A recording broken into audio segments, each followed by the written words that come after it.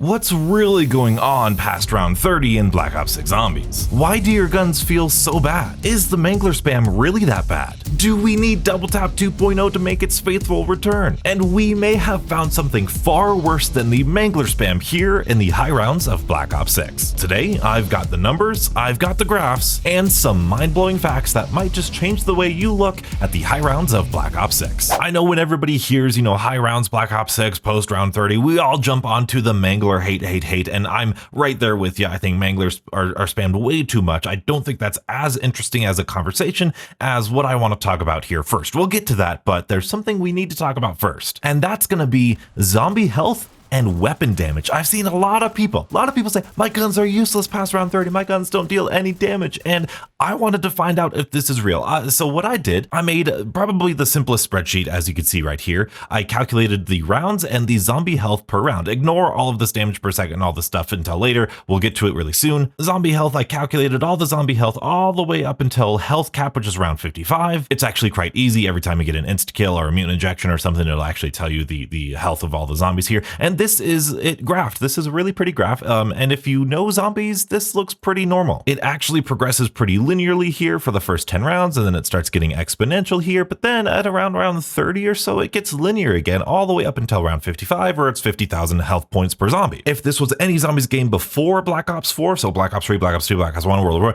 this health would infinitely increase. And I really want to emphasize that they put in a zombie health cap for a reason. We're going to talk about it. It's so important to the philosophy behind this. So they capped it at 50,000 health points. That's a very important number, as we're about to see here. From then, I said, all right, if that's the health of the zombie, how much damage are we doing? So I just took our season 1 weapons here, our Krig and our Krig C and our SOG here, and I calculated their damage per second. I took their rate of fire, and I took the highest damage that they could output, their critical damage, and then I played a game with them, no attachments, no dead shot, no damage altering effects on any of my augments. And then I just kind of tracked when I would upgrade them. So, with the base Krig C, we did 1400 damage per second. Then we probably pack-a-punched it. Then we probably got it to blue rarity or something. And then we maxed out, we triple pack-a-punch legendary at a DPS of 47,900, essentially 48,000 damage per second. And then SOG here, we did about 52,000 damage per second. Are you guys with me so far? These numbers specifically don't really mean much. It's just how powerful my gun was at the time. And so that is going to be this graph right here. So again, you can see the health here, or the rounds here at the bottom. These are the 1020C, the health right there of the zombie. And you can see this right here is our damage per second. And when you look at this, if you're like me, you think, oh my goodness, that's actually really good damage per second for like a majority of the game. You can see our damage per second way little down here, really close to the zombie health. So essentially the damage per second is really good, especially after round 10. You get a rare Pack-a-Punch 2, Pack-a-Punch 3, you're skyrocketing up here. Obviously, if you're a little bit slower in your progression than I am, I got legendary triple pack-a-punch on round 21, both of these games here. If you got it at round 25 or even 28 or something down here, this would be elongated a little bit over here. Does that make sense? But even still, if you got triple pack-a-punch legendary, around 40, you're still dealing so much more damage than the health of a zombie. And if you want a straight up comparison here, the first 5 rounds here were, sitting 1,500 damage above a regular zombie. Essentially, round 5 feels the damage that you do on round 5 feels like the damage you do on round 50, 52 compared to the zombie. And so looking at this graph, I thought, oh my goodness, everyone's just making it up. Everyone's just kind of placeboing their way into saying, oh my goodness, my weapons do nothing. But then I thought, no, that's just the damage per second. What is a time to kill aspect of zombies? Like, how do we calculate a more accurate time to kill for zombies here? And so what I did with that is I took our damage per second and the zombie health at that round, and then I figured out a kills per second. So how many kills are you going to get in a second with this damage and this health at this round. And that graph actually comes out to look like this. And this is really cool to look at here. You can see we start off the game here, then as the rounds progress, as we're not pack-a-punching yet, our kills per second get down because our guns are getting weaker relative to the zombies. And then we'll get our first pack-a-punch, and then we'll get our rare upgrade, and then we'll pack-a-punch 2, get an epic upgrade maybe here. And then as the rounds progress, the zombies get stronger, so our weapons get weaker. And then we get a triple pack-a-punch, or we get a legendary upgrade right here. And then here you can see this is the final kind of uptick of this graph here. This is when our weapons are triple pack-a-punched, legendary rarity. We're getting 20 kills per second. That is really, really good. 1,000, boom. That's like half the horde here in Black Ops 6, because here in Black Ops 6, there's like 50 zombies per horde. So this is actually a phenomenal kills per second. This is a really, really, really high kills per second. It quickly drops off here because, as we know, the health gets exponential pretty fast here. So it drops off kind of at that same rate here, dropping off, 15, 13, what is that? 11, 10 kills per second, 8 kills. And then you can see right around here, right around round 30, we are sitting at 5 kills per second. And then when we go forward even more to round 40, we're only getting 2 kills per second. And as you look at this graph, you can see the lowest we ever got in terms of the beginning rounds was round 6 and round 7 at 3 kills per second. So that is already at round 40. We are already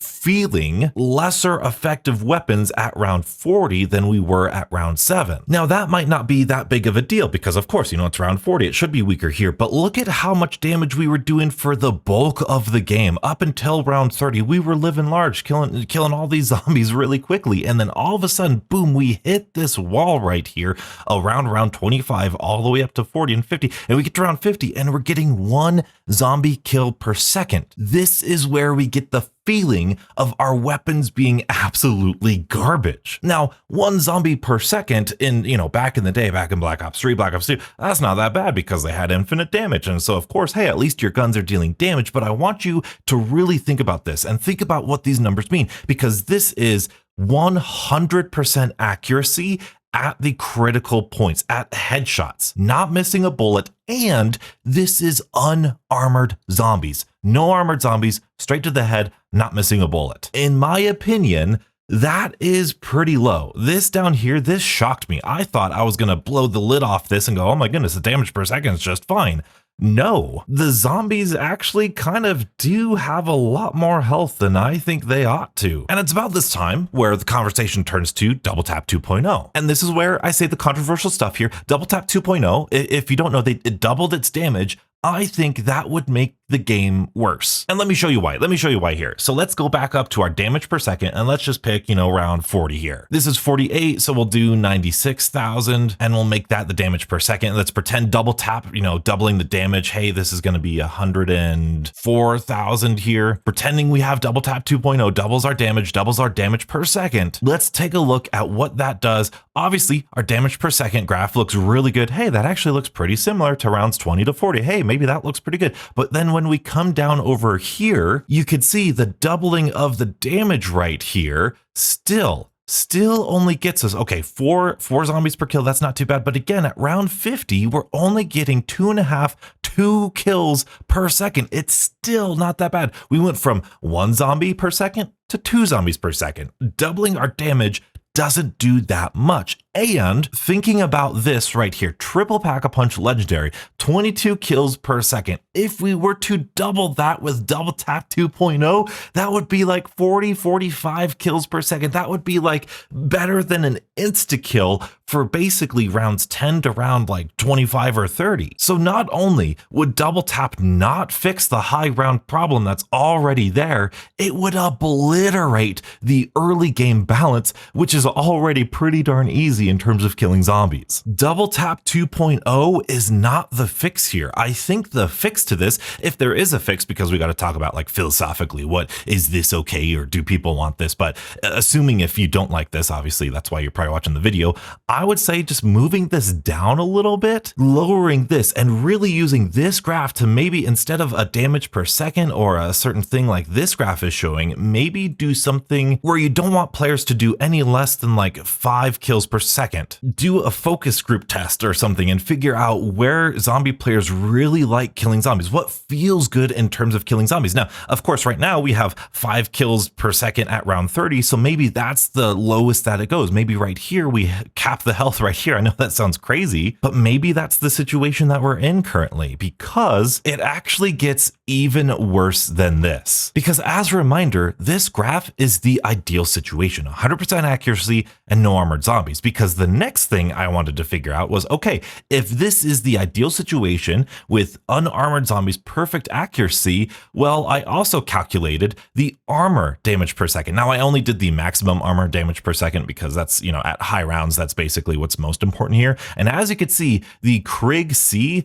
armor damage per second is only 6,600. Same thing with the SOG, 6,600 damage per second. If you want to see what a graph of that looks like, look at that. Look at that. Isn't that so sad? That's so terrible, isn't it? Our maximum damage per second, 51,000, 48,000, 6,000. So when we're in these 30s right here, and by the way, the 30s, we're already struggling to kill zombies, 3 zombies per second, 2 zombies per second. Already struggling to kill unarmored zombies. When a zombie has a piece of armor, when it has a helmet, when it's a mangler jumping out there, and our damage per second is just a fraction of what the maximum damage per second is, it creates that wall that people feel, that wall of just, dang, nothing that worked over here is working over here anymore. And so the reason why I wanted to start off this video talking about these graphs is because forget the manglers, man. The mangler, whatever, take a baseball bat to their arm cannon and take care of them with that.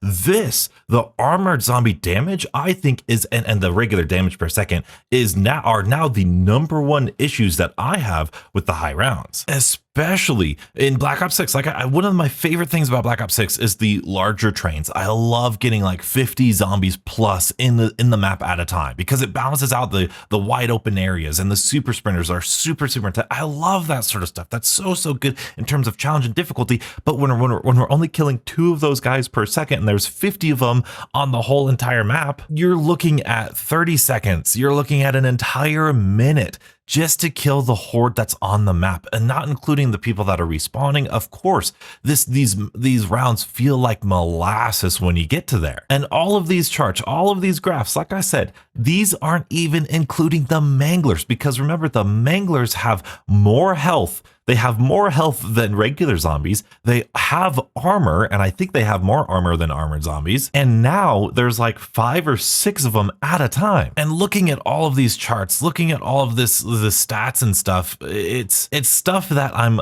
positive that the developers know very well. They changed this health cap in Cold War like 3 different times, really trying to zero it in. And of course, technically speaking, you can add on Deadshot, you can add in these different attachments and augments that give you more damage, so maybe you could do more damage. But from all of the testing that I've done on all the weapons, you're still going to settle around this 1 to 1.5 zombies per second area. And this is where we need to get philosophical, put ourselves in the minds of the developers. If you were a developer, what would you do? I put up a post recently and I was talking about artificial difficulty, because a lot of people say, oh my goodness, the high rounds, just mangler spam, that's just artificial difficulty. And I wanted to just spark that conversation to go, well, what is artificial difficulty versus natural difficulty? What does a good difficulty like in high rounds? What's a high round challenge / difficulty that everybody could be happy with? And it sparked a fantastic conversation. And I really loved a lot of these responses. I mean, you beautiful people just knocked it out of the park. And something that I liked, kind of the essence of this entire post, was this. Artificial difficulty is the same strategy is used for success, except that success comes much later. In other words, it could be more tedious, but this goes really well for like the manglers, where, hey, the strategy to defeat a mangler is still the same, except now that it has a lot more health, or there's like 6 of them, it's just more tedious. Thinking about the manglers, I see why Treyarch loves them. Like, thinking about how they work, how they're designed, they are so beautifully designed. They're interactive with the player. They have very obvious tells. They have very obvious ways of dealing damage to you. When they charge up their arm cannon, you can shoot it to disable it. You can shoot it off to completely disable it. Then they start sprinting at you. So that's kind of a trade-off there. They're weak to, I think, melee damage, or just melee damage does pretty good damage to them on their arm cannon specifically. You could shoot off their helmet to get extra damage on the critical shot of their headshot. They knock down your train there. So obviously trying to take them out and prioritize them is really good. And then they give you ammo, which is just so good. I love the balance of the ammo drops because you can prioritize them and really juggle your ammo, especially in those higher-ish rounds. And all of that beauty, all of that wonderfully designed mechanics, all of that beautiful balance is completely and utterly destroyed as soon as there's more than like 2 of them on a map. Because as soon as there's 4 of them all just charging their arm cannon at you, that strategy, that balance, that really fun combat puzzle, if you don't mind me stealing stuff from Doom Eternal, that combat puzzle is just null and void because there's nothing you could do. That counterplay is gone. You can't shoot all 4 arm cannons in time. If you shoot this arm cannon, this Mangler is going to sprint at you. That Mangler is going to stay behind. So now you've got Manglers all over the map. You can't control your horde because this Mangler is shooting the horde. This Mangler is stomping over the horde and knocking them down. So you can't even horde properly, which is the base fundamental thing about zombies in the first 30 rounds. It absolutely obliterates the high round balance. This is a weird thing for me to say. I feel like these might be the worst high rounds we've seen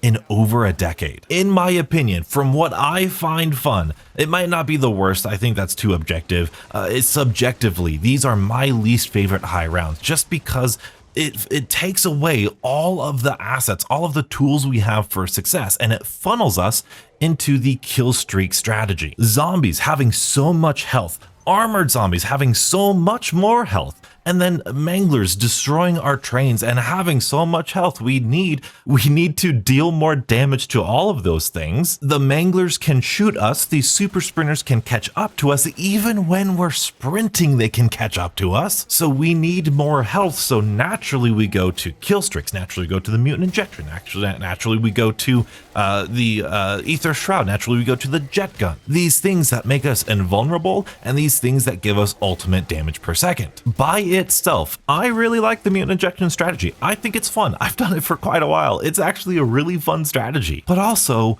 I just freaking love training. I love back in Black Ops 3, just running in a circle with Deadwire. It's just so calming, it's relaxing, and it's mentally stimulating because you gotta go weave in and around the zombies, especially now with the super sprinters. If we had some way of killing them, if our damage was a little bit better, if we had ammo mods that were a little bit stronger, it would be really fun. Though I played a game around like 20 or 30, I think it was 30, 35 with the Rampage Inducer, and my ideal balance of just high rounds in general looks like the Rampage Inducer on round like 25. Your guns still deal damage. You don't really get that many armored zombies. They're super sprinting at you, so you need to be on top of your game and focused, and you get a Mangler here and there. That right there is the perfect strategy to me. And here's the cool thing. You might hear that, and I know there's a couple different philosophies about the high rounds. You might think, oh my goodness, that would be ridiculous. You just want to do any strategy you want to get to high rounds. And here's the thing about this. The high round community, from what I've experienced,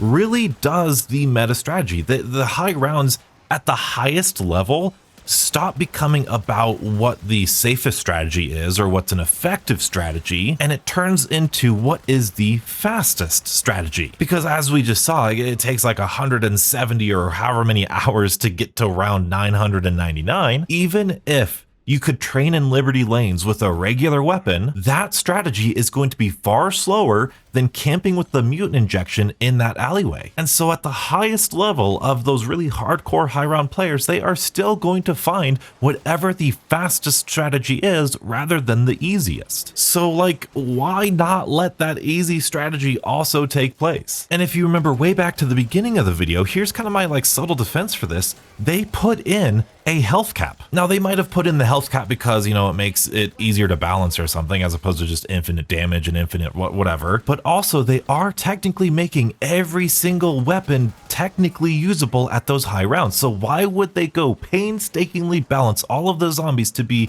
or all of the weapons to be somewhat usable at high rounds if they didn't want us to use them at high rounds? Why do we have ammo mods if they're not going to be useful at the high rounds? And here's the real mind-blowing thing. This mystical, magical world where we don't have manglers and our weapons are still somewhat effective was actually the case of Black Ops 6 Zombies, and we have video proof of this because Duke Dennis got to round 50 at Call of Duty Next. Now, this gameplay is really low quality. I think it's a screen recording of a stream or something like this, so I'm going to highly encourage you to watch it yourself. But I watched all of the rounds from round 40 to round 50, and I'm telling you, he only got like 1 to 2 manglers per round, and there was nowhere near the amount of super sprinters. There weren't even any super sprinters for like, I didn't see very many super sprinters at all in this entire gameplay. And you think, what happened, Donuts? What happened? You know, if Call of Duty Next had that sort of gameplay for high rounds, what happened?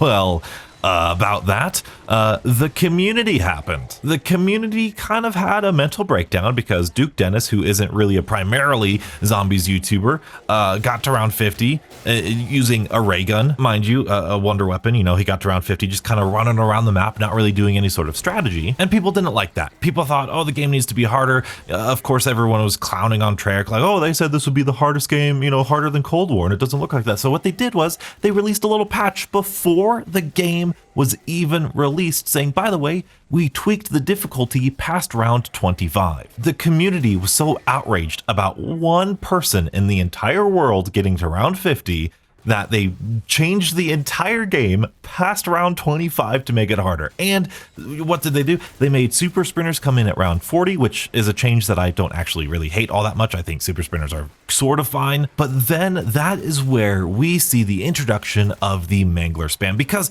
look at it this way. If you're upset about that, oh my goodness, well, we said more difficulty, but we didn't mean that. We didn't mean Mangler spam. Just make the zombies harder. How do you make the zombies harder? We have super sprinting zombies, which makes it really difficult to train. If you ever use the Rampage Inducer, you know how true that is. We have armored zombies, which I have statistically shown just tank damage. And by the way, each of those zombies deals 90 damage without armor. This is my zombie damage spreadsheet. You guys are going to see this with my Juggernog augment review. I'm really going into all the stats this year. But as you can see, the zombie damage here, post round 50, it's dealing 90 damage with no armor. It's dealing 32 damage with a 3-plate armor, which means if you have the base Jug, you are an 8-hit down. An 8-hit down with super sprinters and manglers shooting at you and parasites shooting at you and the amalgam grabbing you. Even with probiotic, you're a 10-hit down at most, which is honestly pretty well balanced. I actually really like how well balanced all this is. It's working out really well. But anyway, you've got super sprinting armored zombies hitting you for 90 damage at those high rounds. How in the world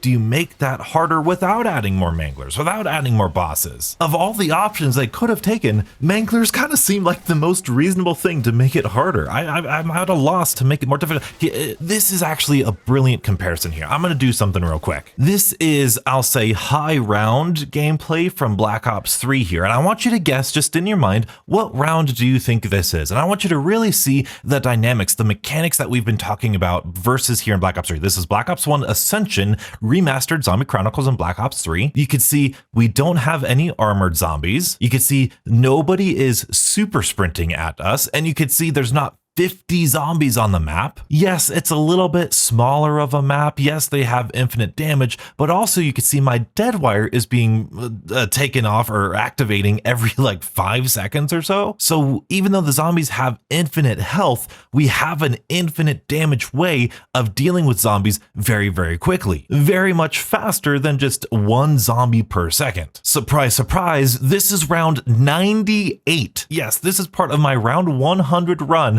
in Ascension. This is round 98. Round 98. No super sprinters. No armored zombies. No bosses. You got no manglers shooting at you. You're just sitting here in this really nice, cozy little corner here, just training around. You got infinite ammo. You got infinite ammo on the wall right there because it's a wall buy with Deadwire. Now, back in the day, people didn't like this strategy because, oh my goodness, this is so easy. You just do the same. Any weapon, you could just deal infinite damage, and people didn't like that. But now I want to compare it to Black Ops 6 gameplay here. Now, obviously, I throw a monkey here. I think I'm trying to get distracted kills with my, I think this is my SWAT 556. What round do you think this is gonna be? We've got a ton more zombies. Look at that. That's 3 special enemies, 3 boss zombies already right there with armor. We've got vermin running after us, kind of jumping at us. We have ranged attacks coming in right there. Look at that. That's 1 shot, 2 shot, 3 shot from Manglers coming in there. Good job trying to take cover here. We've got armored zombies. Look at how many zombies are on the map. Now, I get it. Black Ops 6 has these wider training areas, but look at how different this is versus the Black Ops 3.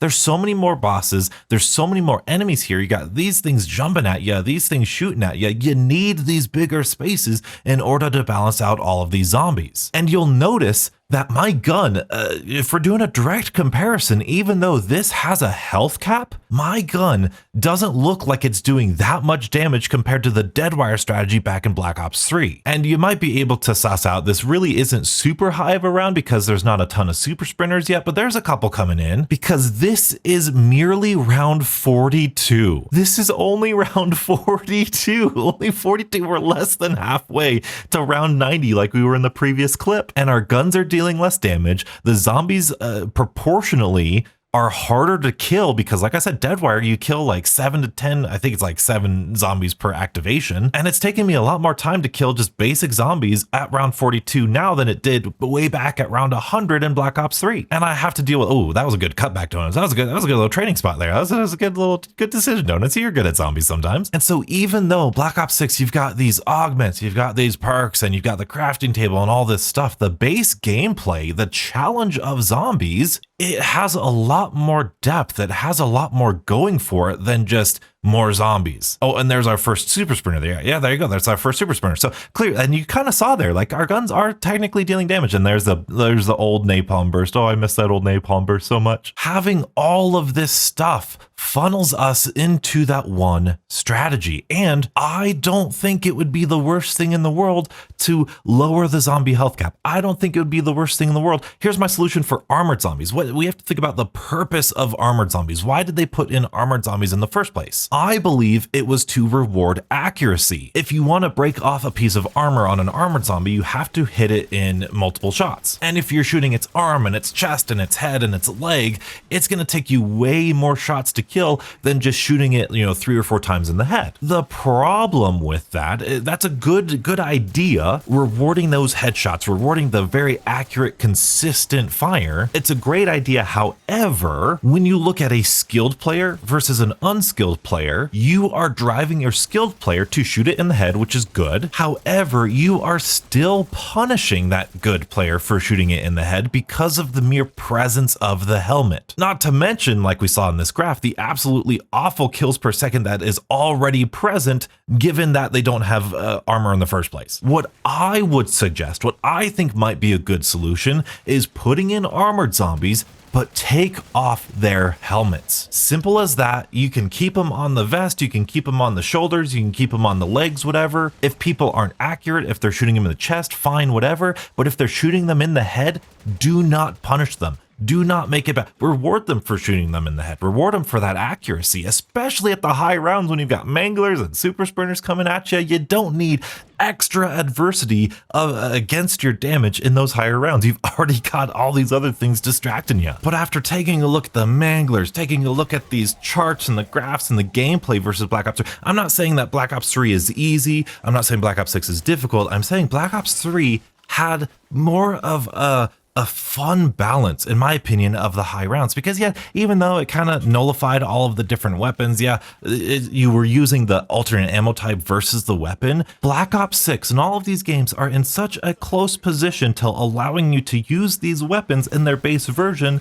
but they're just barely not there. They're just barely one step away from making this really, really fun. I really want to see a decrease in manglers across the board in these high rounds. I know people with the opal camo and all that stuff, I'd rather grind a little bit longer in my camo grind and have a well-balanced, fun game than have a really fast camo grind with a really poorly balanced game. I want to see a substantial decrease in armored zombies, especially in the high rounds, and I would love just a little tweak of the zombie health or the weapon damage, but like I said, double tap I don't think would do all that much. How do you make high rounds interesting? How do you make high rounds more difficult? I think at the end of the day, we as a community need to understand that no matter what the strategy is, no matter how difficult it is, there will always be one strategy that gets you to the high rounds and everybody will master that strategy. And that strategy might be really easy, it might be really cheesy. And so instead of just funneling everybody towards the kill streak strategy, why not let people have fun? Because like I said, super sprintered armored zombies dealing 90 health with manglers at ya, that's still difficult. That's still, even if you could use your base weapons, that would still be an interesting challenge. How do you create 999 different difficulty settings that are rounds that are more difficult than the previous? I don't think you can. Eventually there's just going to be some sort of, somebody's not going to be happy. It's going to be too easy here, too difficult here. There's going to be a meta strategy. There's going to be one strategy that's the fastest, that's the best. So why not just let other strategies flourish? Why not let other strategies take place too? Because I gotta say, the first time I went to round 50 with that SWAT, in that SWAT 556 gameplay, the first time I got to round 50, it was the first time in a long time that I said, wow, I don't ever want to do that again. It was the first round 50 that I said, I don't want to go to a higher round. Usually in zombies, even back during Black Ops 3, during those boring old running in circles with deadwire things, when I got to a certain round, I said, I kind of want to go for more. If I had save and quit back in Black Ops 3, I'd get to round 255 on every single map. Again, it would take me like a year for every single map, but it would be fun. I don't want to see double tap 2.0. I don't want to see Ring of Fire. I don't want to see these gimmicky things to make these high rounds easier. I want more strategies. I want more variety in the high round strategies that you have. I want to be able to train in Liberty lanes forever. I want to be able to train in front of the bank forever and still have super sprinters and still have bosses and all this stuff. I just want them to be balanced and viable. And I don't want it to take a whole minute and a half to kill the entire horde of zombies. But man, difficulty in zombies is so weird, because in all honesty, zombies has never been Dark Souls. It's never been something that like, oh my goodness, you have to be very specific about this combination. And you know, doing the mutant ejection strategy is really fun. I had a fun time doing it, but it's just such an interesting conversation. And it's a conversation that I went to a lot more in depth, believe it or not, than I did in this video that I did in my podcast. That's right. I have a podcast that I definitely need to keep up on. But if you liked how this conversation went, if you made it to the end of this video, you are absolutely going to love that podcast episode that is going to be right here. Be sure to check it out. And as always, stay beautiful.